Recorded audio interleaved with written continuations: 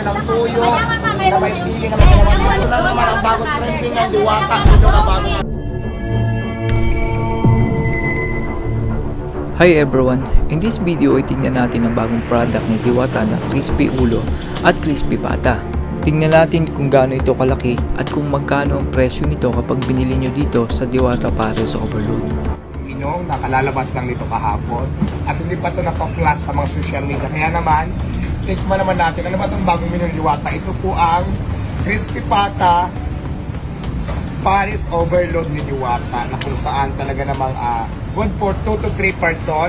At ang kagandahan dito guys, may libreng dalawang soft drinks at saka naka-underize pa rin po tayo. For only 350. Ano bang kasangkapan ng Crispy Pata? Ito na, papakita ko na sa inyo. Ayan, meron tayong malaking tipak ng lechon kawali. Sobrang laki na niya na. At meron din tayong isang malaking tipak ng flower pot. Sa Tagalog, bulaklak. Tama ba ako? At syempre, meron tayong Crispy Pata. So pag nag-order kayo, ganito ang makikita nyo. Ayan siya. At syempre, choice nyo rin yan kung lalagyan natin ng sabaw or hindi. Pero syempre, nasa Diwata Pares tayo. Depende yan sa magiging option nyo. Pwede natin palagyan ng sabaw na ganito. Pwede naman ibukod yung sabaw. Depende yan sa gusto nyo. Narinig natin yung bagong product ng Diwata na Crispy Pata. May kasama na daw yung soft drinks at kanin na good for 2 to 3 person. Tingnan naman natin itong Crispy Ulo at kung gaano ito kalaki. Panoorin natin ang video na ito. So ayan guys, ito na yung ating tinatawag na Crispy Ulo na talagang pinag-usapan na naman yan sa social media na kung saan ang ganda ng mga presentation natin. Siyempre may kasama to mga sausawan. Depende na yan sa inyo kung gusto nyo ng tuyo, na may sili, na may kalamansi, gusto nyo ng patis, kung gusto nyo naman ng mangtumas. Tapos meron din kami ginawang sausawan dito na ganito. Makita ko sa inyo. Yan, meron kami mga sausawan na may mga sides para maging social sa at masarap talaga.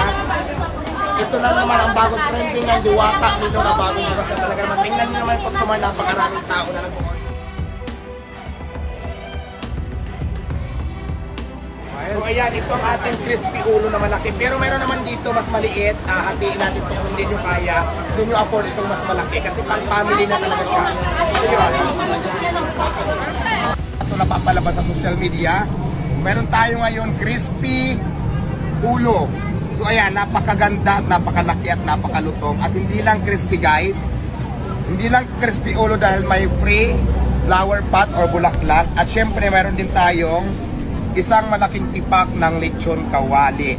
At syempre lahat ito guys, di ba Diwata Pares is kilala sa underize. Lahat ito naka-underize. So pag itong in-order mo, for only $399 lang, may crispy ulo ka na at meron ka pang chicharong bulaklak at lechon kawali na napakalaki.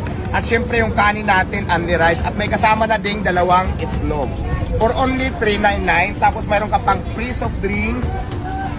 Dalawang soft drinks, depende na yan sa'yo. May 7-Up, may Mountain Dew. At syempre, optional, meron din tayong isang mangkok na sabaw na napakasarap at maraming taba. So ayan. Ito guys, good for 3 to 4 person na ito. Kung tatlo kayo at gusto nyo makatipid, pwede kayo mag-ambag-ambagan dito. Or pwede na itong 4 or 5. Siguro kasi gaano karami ito. O, tingnan nyo naman kung gaano siya kadami. So ang gagawin nyo dito guys, pwede nyo pa siyang ipa-chop. So meron tayo ditong sausawan. Siyempre pag crispy pata talaga, kailangan may sausawan ka. So may sausawan din to at mamimili din kayo. Mayroon kaming ketchup, mayroon din kaming mangtumas. So depende na yan sa gusto nyo sa usawan. Kung gusto nyo ng kalamansi, sili, sibuyas, meron tayo ditong ganito. At meron din tayong ketchup at saka Nakita natin yung mga bagong product na binibenta ni Diwata, yung Crispy Pata at saka yung Crispy Ulo. Good for family talaga siya kasi napakalaki na niya. Halos lahat din kasi nang pumupunta dito sa Diwata Pares ay mga family. Kaya saktong-sakto yung Crispy Ulo para mas makatipid yung buong pamilya. Para hindi na lang isa-isa na bibilan nila ng pares. Sa mga nakapag-try na ng Crispy Ulo at saka Crispy Pata ay pwede nyong i-comment para malaman ko kung anong masasabi nyo dun sa lasa ng Crispy Ulo. Para sa akin kasi masarap naman siya at siguro dahil gutom na rin ako noong mga oras na yon. Nilalakad ko kasi hanggang Mawa hanggang sa Diwata Pares. Kaya pagdating ko doon sa mismong paresan ay gutom na ako. Gusto ko kasing sulitin yung only rice at saka yung soup para marami talaga ako makain. Nga pala, ask ko lang, baka kilala niyo yung babaeng maganda na katabi ni Diwata? Para siyang anghel, no? I mean yung face niya parang artista at model endorser ng isang brand. Sobrang ganda niya na hindi ko maalis yung tingin ko sa kanya. Yung pang sa sobrang kagandahan niya is mararamdaman mo yung kabutihan niya. Meron kasing maganda na mabait ang aura. Meron din namang maganda na parang ang sama ng aura. Yung dating ng babaeng katabi ni Diwata ay napakaganda na gusto mo palaging tignan. Ngayon kung kilala nyo po kung sino yung katabi ni Diwata, paki-comment naman dito sa video para ma-search lang natin at baka artista pala yun, hindi ko lang kilala. Paki-comment na lang mga idol. Maraming salamat sa inyo. Ang advice ko lang kay Diwata para ma-market niya yung product niya is i-welcome niya uli yung mga vloggers tulad dati. Noon kasi halos buong araw na siguro nandun palagi yung mga vloggers nakapwesto dun sa gilid na labas ng container na bahay niya. Ang idea kasi dito is yun yung magiging marketing strategy niya. Yun yung magmamarket dun sa mga product. Ngayon kung halimbawa mayroong isang vlogger na baguhan or hindi pa monetize na kumuha ng video dun sa mga bago niyang product, kakalat dun sa mga nakasubscribe sa kanya. So hindi na niya kailangan ng i-market pa yung mga product dahil sila na mismo yung gagawa ng content na magmamarket dun sa mga tao na itinatarget ni Diwata na maging customer niya. By that, lalong tataas yung sales o yung benta ng Diwata pares kung ganun yung gagawin niya.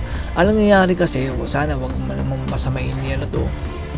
Yung mga staff kasi, siguro hindi lang siguro alam ni Diwata to. Kina-crackdown yung mga vlogger na pumupunta dun sa Diwata pares. Ang mangyayari niyan, the moment na kumukuha ka ng video is bibidyoan ka rin ng mga staff. Tapos pag nabidyoan ka nila, meron silang group chat. Ipinopost nila doon at inaalam nila kung sino yung vlogger na yun. Ngayon, pag nalaman na nila kung sino yun, hahanapin nila kung anong page, anong channel. Tapos kapag ka nakuha na nila, titingnan nila kung merong mga negative na hindi nila gusto, na hindi pabor yung sinasabi tungkol sa kanila. At the moment na bumalik yung vlogger na yun, is tatambangan na nila, kukomprontahin na lang staff. So mangyari nun, yung mga dapat na magmamarket ng mga product niya, hindi na pupunta. Kasi tinatakot ng mga staff eh. Meron dyan yung kalbo yata, na lalaki. Parang siya yung kumukompronta. Yung mga tauhan lang na staff, sila lang yung kukuha ng video. So ang akin lang sana, para sa akin para may balik niya yung malakas na dami ng tao, is wag sanang i-crackdown ng mga staff yung mga vlogger na pumupunta sa kanya kasi sila yung magmamarket eh. Unless kung merong negative na sinasabi, yun, magandang yun na itanong niya bakit naman ganun, baka naman pwedeng tulungan mo kami na iangat yung business, hindi yung ilubog o yun, maganda yung ganun. Pero yung mga binabantayan ng mga staff, nakaka-intimidate yun. Oo, kasi imagine mo, kumakain ka lang, tapos mayroong lalaki na nakatingin sa'yo ng masama, parang kulang na lang sabihin, get out of this place, hindi ka welcome dito. So imagine mo, kahit sikat na brand yan, o sikat na restaurant, Jollibee, McDonald's, Greenwich, the moment na pakitaan ka ng mga staff ng hindi maganda, kahit sabihin mong masarap yung product nila, babalikan mo ba? Di ba? So yun lang ang advice ko. So kung sasakaling makarating tong part ng video na to, o dun sa mga staff ni Diwata, is pakisabi na lang yung mga sinabi ko. Baka lang sakaling makatulong na maiangat uli yung dami ng sales. Although hindi naman nawawala yung dami ng tao, ang dami pa rin na kumakain. Yun nga lang kung gusto niyo maibalik yun tulad nung dati, I think yun yung dapat niyang gawin. That's all everyone. Salamat sa inyong panonood. This is Chuck and you're watching Biker Drone.